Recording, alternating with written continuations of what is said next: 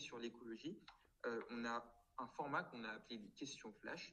L'idée est assez simple. On va vous poser une série de 9 questions auxquelles vous devrez répondre le plus succinctement possible, en 1 ou 2 phrases idéalement. L'idée, c'est qu'on ait rapidement et clairement vos opinions pour qu'ensuite on puisse réagir à leur sujet et développer dans une phase de dialogue. Donc, je vais commencer à poser les questions. La première question. La question écologique peut-elle être résolue par la politique? Alors, je vais répondre rapidement, oui. Alors oui, ça suffit pas. Donc, c'est une question éminemment politique parce que pour justement parvenir à résoudre cette question, ou en tout cas engager le mouvement pour la transition écologique, la transformation écologique, il faut des décisions politiques. Il faut un cap politique, il faut une planification et une décision politique de mettre l'être humain et la planète au centre du jeu. Et parce qu'on dissocie, nous, jamais la question sociale de la question environnementale. Quel est le secteur le plus important dans la transition écologique? Alors, s'il faut faire un choix, je vais prendre le secteur des transports, parce que c'est quand même le secteur qui est le plus émetteur de gaz à effet de serre, donc parmi les grands secteurs économiques.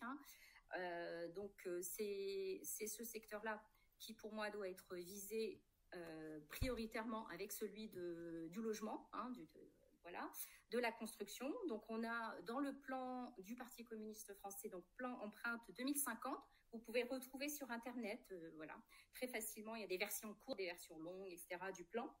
Et ce plan-là, il vise la neutralité carbone en 2050.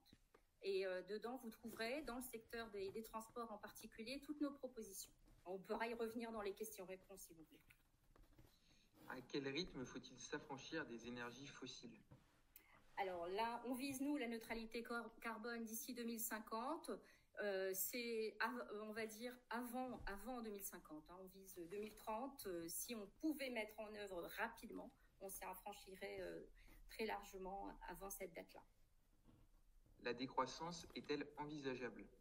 Alors, la décroissance, non. En tout cas, pas sous cette phrase-là ou cette expression-là. Pour nous, ce qu'il faut, c'est une autre croissance qui évalue les besoins de production, les besoins humains, et c'est le cas par exemple sur les transports, c'est voir les besoins de déplacement et de transport des marchandises et des personnes, et voir ensuite quelles infrastructures on a besoin, des infrastructures bas carbone évidemment, pour arriver à ce résultat-là. Pour réussir la transition écologique, faut-il restreindre les libertés des individus? Non, parce que comme le cœur de notre combat, c'est la démocratie, et donc c'est donner leur voix aux citoyennes et aux citoyens. Non, on peut pas passer par cette suppression des libertés individuelles. Moi, je vais faire une citation, vous allez vous moquer sans doute, mais c'est pas grave. Churchill disait, pendant la Deuxième Guerre mondiale, on lui a dit, il faut couper le budget de la culture du Royaume-Uni, parce qu'on en a besoin pour acheter des armes, etc. Et il a dit, mais dans ce cas-là, à quoi ça sert, si on supprime le budget de la culture, à quoi ça sert ensuite de faire la guerre, puisque l'objectif, c'est quand même de préserver notre culture, et là, l'objectif, c'est aussi de rester libre. L'Union européenne est-elle le levier le plus puissant face aux enjeux écologiques? Je pense que l'Union européenne est incontournable dans les coopérations, parce que à certains niveaux, il y a des choses qu'on pourra faire au niveau français, et dans le plan, c'est prévu, mais il y a des défis scientifiques notamment, la question de la recherche publique. Pour ça, il faut une masse critique, et il faut des moyens très importants. Et c'est pour ça on propose un fonds européen pour le progrès social et écologique. Et ça ne peut pas se faire sans financement qui soit mutualisé. Et c'est pour ça qu'on estime qu'elle est incontournable. Et encore sur l'Union européenne, est-elle trop focalisée sur l'économie par rapport à l'écologie? Oui, elle est focalisée sur le tout marchand, en fait, sur l'idéologie du tout marché, on va dire plutôt comme ça.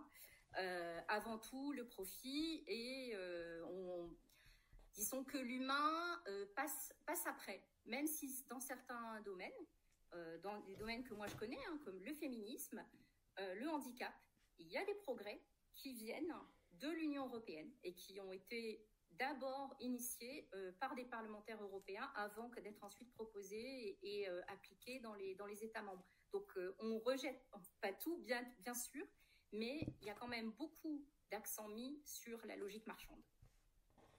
Une question plus actuelle maintenant. Faut-il changer la politique agricole commune ? Oui. Il faut absolument redonner à la politique agricole un accent sur l'alimentation. Et ça, c'est quelque chose qui est très important. Parce que l'agriculture, c'est un secteur qui est difficile à décarboner, de toute façon. Mais il faut se concentrer. Pour nous, la priorité, ça doit être l'alimentation. Et donc, il faut cultiver, élever autrement, et puis arriver à faire mieux manger le plus grand nombre. Parce qu'aujourd'hui, bien sûr qu'il y a des solutions alternatives pour mieux manger. Mais par exemple, l'agriculture écologique ou même l'agriculture raisonnée sont très peu financées dans le cadre de la PAC. Donc oui, il y a une transformation à faire de la politique agricole commune, c'est certain, pour la réorienter. Et enfin, dernière question, quel aspect de la politique écologique européenne changeriez-vous en priorité ? Ce serait avant tout, donc, comme je le disais tout à l'heure, c'est sortir de la logique marchande et de la logique de la concurrence entre les États. Parce qu'aujourd'hui, l'Union européenne, vous le savez sans doute, s'est fixé un objectif, ce qu'on appelle le Fit for 55, qui est réduction de 55% des gaz à effet de serre, donc d'ici 2030, avec décarbonation en 2050. Mais avec les politiques actuelles de libéralisation, par exemple, des transports, de l'énergie, on n'y arrivera pas, en fait. C'est pas possible. C'est pas possible, puisque, par exemple, on a complètement démantelé le fret ferroviaire. Donc, en faisant ça, on peut difficilement transporter les marchandises autrement. Vous en avez peut-être entendu parler. Il y a aussi la menace des super camions ou des méga camions qui viendraient sur le sol européen. Ce qu'on voit aux États-Unis, c'est des mastodontes sur la route avec un coût d'externalité négative en termes d'environnement qui est absolument catastrophique. Donc voilà. Je reviendrai en arrière sur, par exemple, la libéralisation et les directives de libéralisation des transports, par exemple.